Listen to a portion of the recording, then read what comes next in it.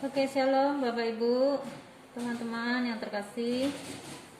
Pagi hari ini kita akan belajar bagaimana menggunakan tools Sabda 5 dalam menafsirkan Alkitab.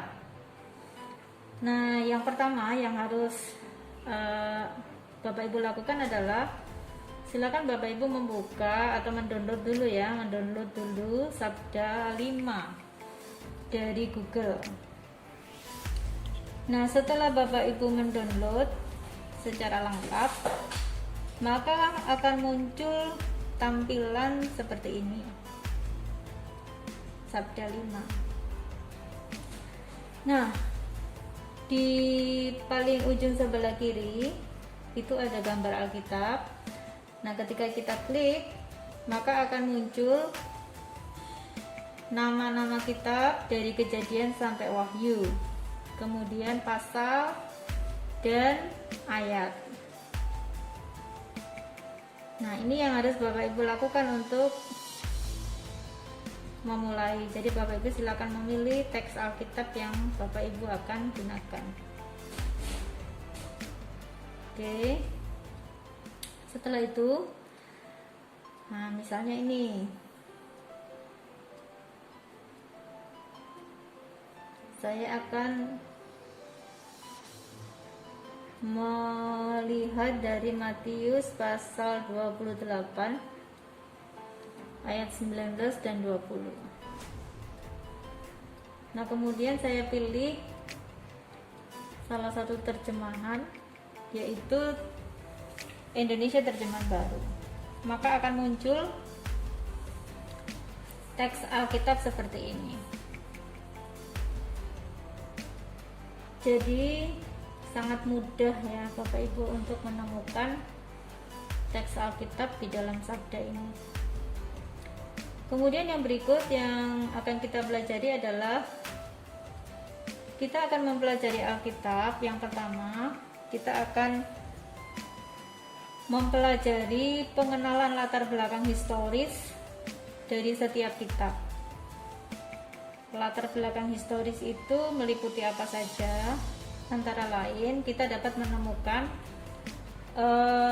pengarang atau penulis Alkitab, kemudian pembaca Alkitab, selanjutnya tahun penulisan, tujuan penulisan, dan hal-hal yang terkait dengan latar belakang historis dari sebuah kitab. Untuk melakukannya, kita arahkan kursor ke pustaka. Ini ya Bapak Ibu, saya klik di pustaka. Kemudian muncul dua opsi, buka panel pustaka dan pustaka favorit. Nah, kalau kita ingin mempelajari analisa latar belakang kitab, maka kita arahkan kursor ke buka panel pustaka, lalu kita klik. Oke.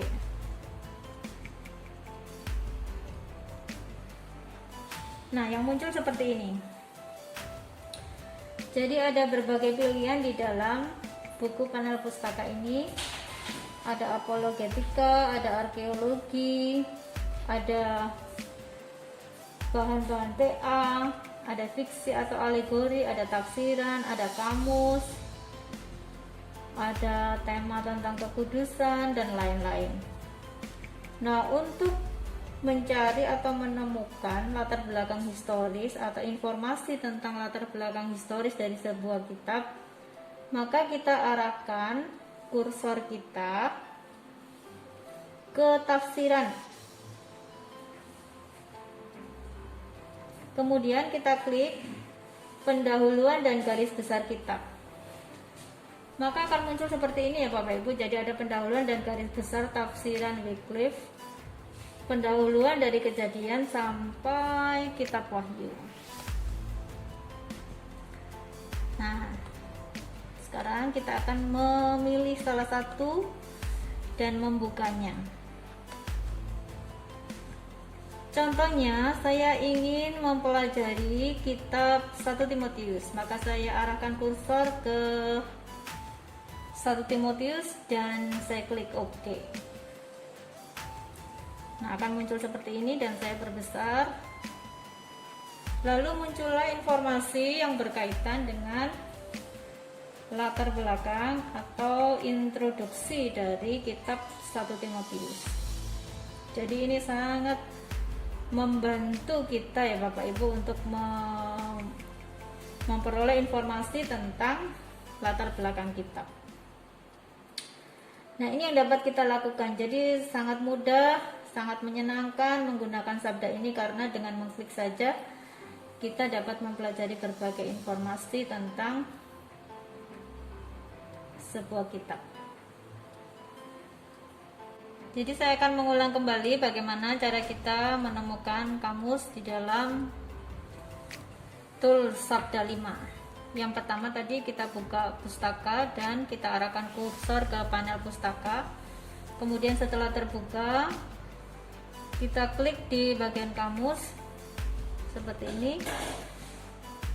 Di dalamnya ada berbagai pilihan kamus dan ensiklopedia. Saya ingin mencoba membuka ensiklopedia Alkitab. Nah, saya mau cari keterangan tentang Sakius, maka saya tulis Sakius, saya masukkan kata, lalu saya klik OK. Ini saya perbesar dan akan muncul informasi tentang Sakius. Nah, seperti itu ya Bapak Ibu cara menggunakannya. Oke, kemudian saya keluar, saya tutup. Oke. Nah, sekarang saya ingin melakukan analisa tata bahasa dan sintaks. Jadi analisa tata bahasa itu adalah bagaimana cara kita mengetahui tata bahasa dari teks Alkitab. Tetapi di sini hanya bagian saja dari tata bahasa yang dapat kita pelajari, yaitu kita dapat menemukan leksikon atau kamus Alkitab. Nah, caranya seperti tadi.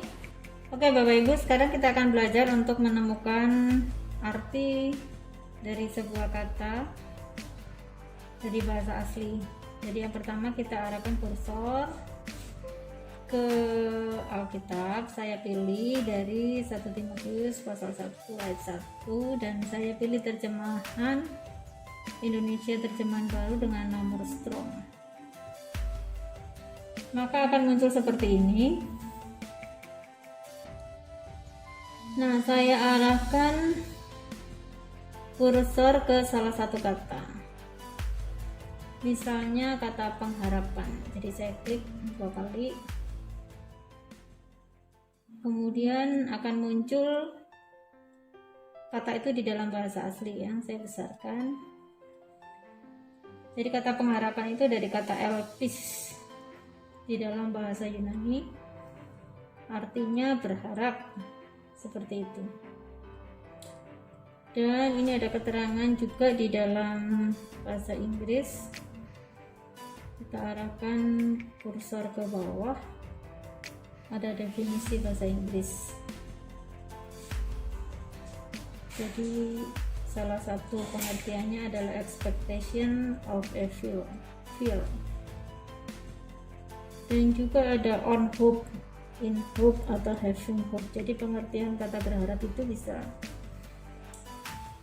dia memiliki pengharapan seperti itu, atau berharap kepada segala, atau berharap kepada sesuatu.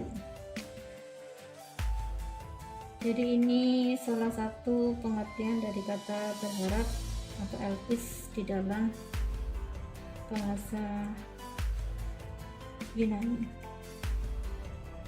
Nah, seperti itu ya Bapak Ibu caranya. Oke. Sekarang kita melihat satu contoh lagi di dalam Perjanjian Lama. Kita bisa buka di salah satu contohnya adalah dari kitab Mazmur Salomo. Mazmur 121. ke Indonesia terjemahan baru dengan nama Strong. Nah, ini saya pilih kata pertolonganku ya.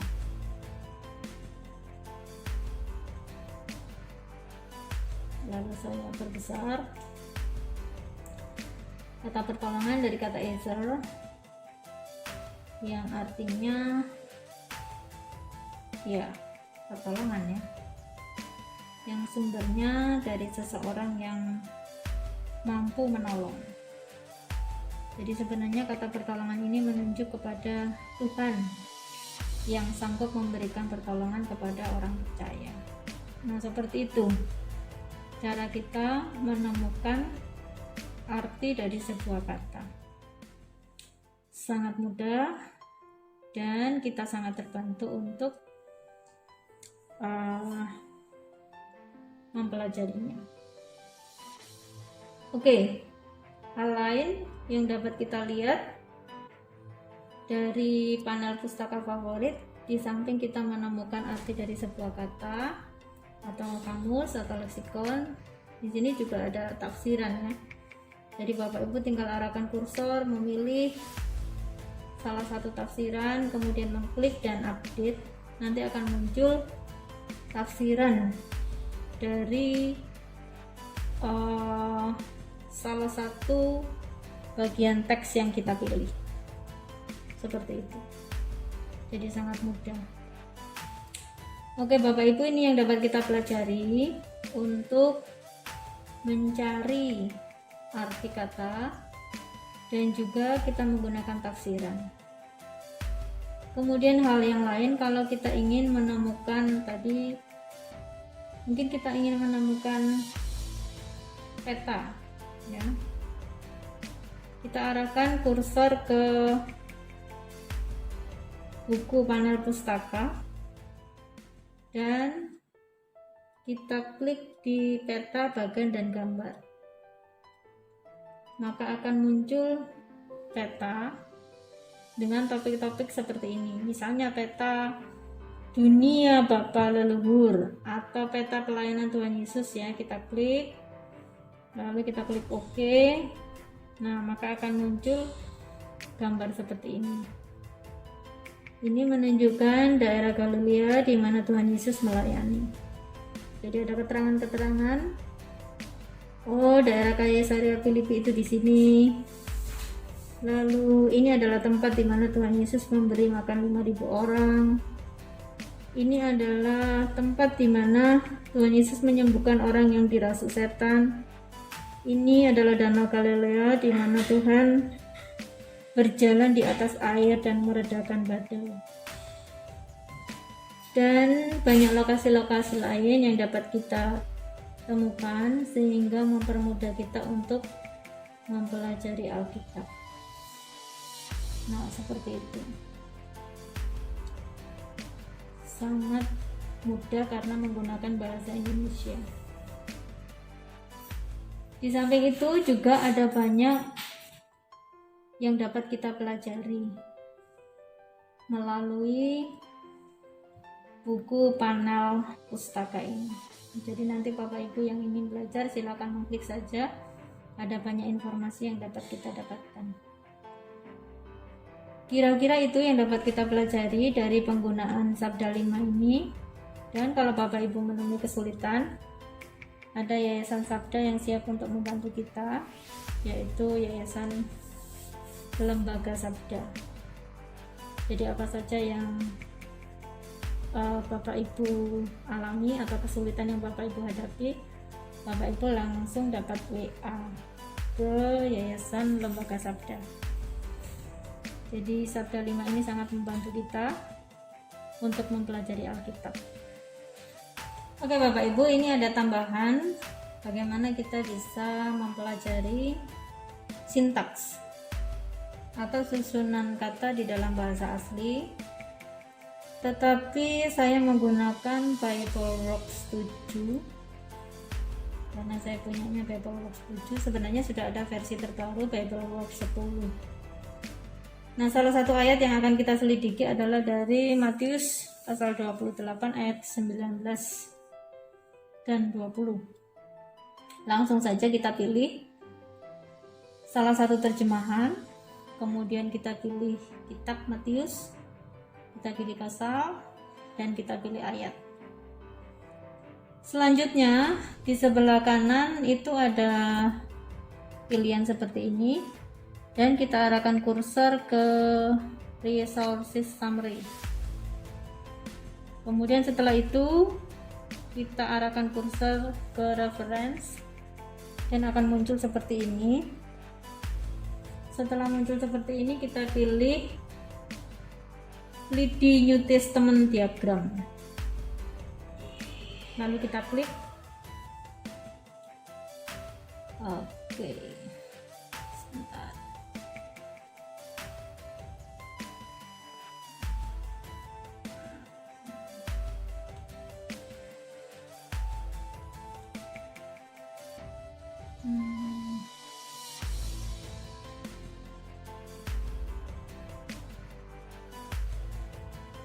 Ya. Setelah muncul kita perbesar dan akan muncul diagram seperti ini.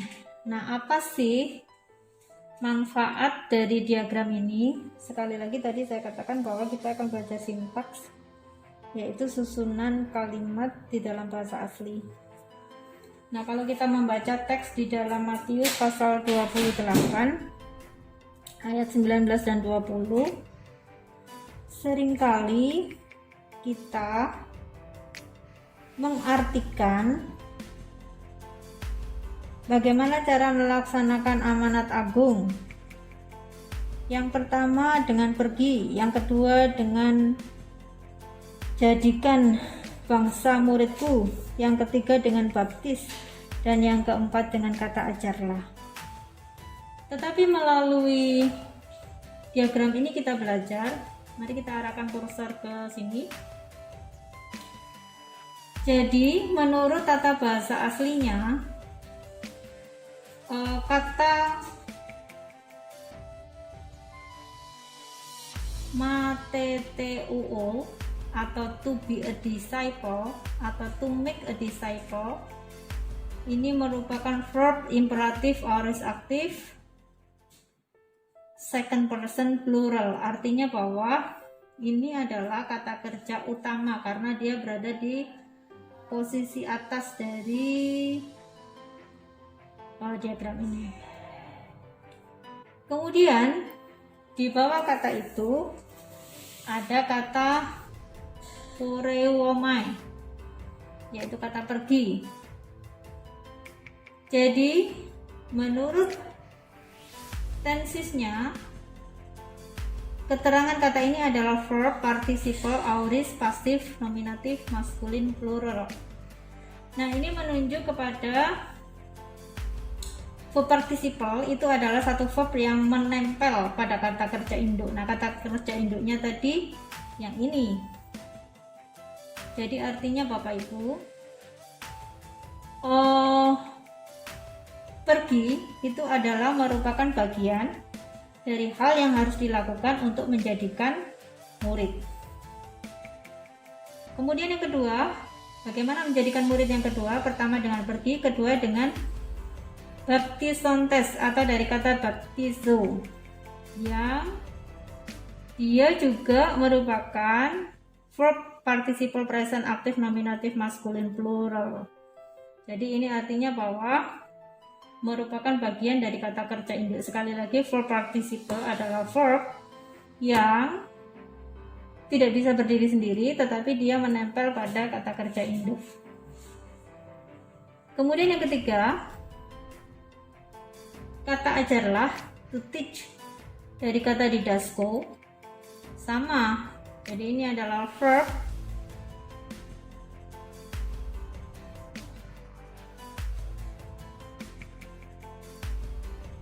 participle present aktif nominatif maskulin plural. Jadi artinya Bapak Ibu, baik pergi, baptis, dan ajar itu adalah bagian dari langkah-langkah untuk menjadikan seseorang murid Yesus. Jadi dengan menggunakan diagram ini, maka kita dapat mempelajari Alkitab dengan lebih baik. tetapi ini hanya dimiliki oleh BibleWorks, dan BibleWorks-nya juga yang terbaru, jadi ada diagram wiki. Nah, ini yang dapat kita gunakan juga untuk membantu menyelidiki tata bahasa dan sintaks. Dengan kita menggunakan berbagai alat bantu ini, kita sebagai penafsir Alkitab dapat dibantu untuk menyelidiki, untuk memahami Alkitab dengan lebih baik. Nah, apabila Bapak Ibu mengalami kesulitan, ya ada orang yang bisa belajar secara otodidak, tetapi ada juga orang yang membutuhkan mentor seperti itu. Nah, kami dari SDT Kristus Alpha Omega welcome ya Bapak Ibu. Kami ingin membantu Bapak Ibu untuk mempelajari Alkitab dengan lebih baik. Jadi nanti ada pelajaran bahasa Ibrani dasar, ada Yunani dasar, ada Ibrani lanjut, ada Yunani lanjut dan Ibrani lanjut ya, seperti itu. Itu kira-kira yang dapat saya sampaikan. Terima kasih, Tuhan Yesus memberkati.